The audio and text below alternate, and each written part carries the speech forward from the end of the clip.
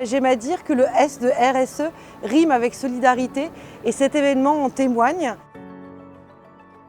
On parle de démocratisation de la culture parce qu'en fait, pour les clients, pour les personnes qui viennent ici, c'est la possibilité d'acheter des livres, des DVD à des tout petits prix.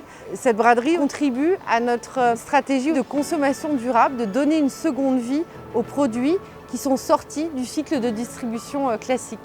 Je suis actuellement au Zénith.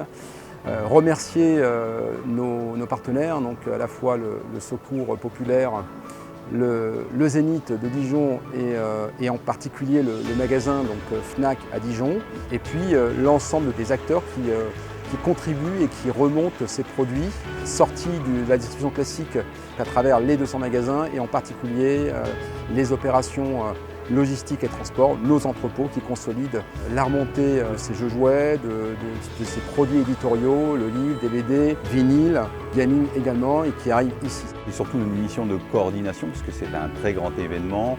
Je sollicite les besoins en quantité auprès du siège et des entrepôts, veiller à ce que ça arrive, que les interlocuteurs puissent se parler.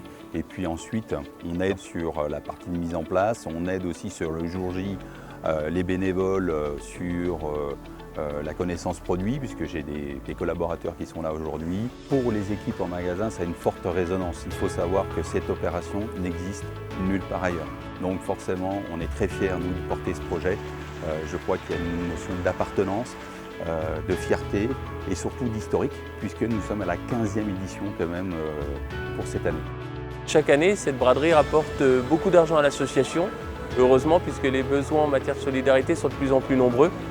Il nous permet en effet d'acheter des produits alimentaires, qui est la porte d'entrée du Secours Populaire, mais aussi de développer toutes les actions qui permettent l'insertion sociale d'un public en très grande précarité, comme l'accès aux loisirs, au sport, aux vacances, à la culture. Pour la journée de la braderie solidaire, du coup, on participe en mettant en rayon tous les livres qu'on voit aujourd'hui. On donne les renseignements aux clients et on remplit les bacs de tout ce qu'on a. C'est une journée qui est très conviviale, une journée de solidarité. Ça a bien progressé, moi je suis heureux d'avoir participé tout au long de cette évolution et puis encore aujourd'hui. Donc tous les ans c'est mon rendez-vous le dimanche matin de la braderie.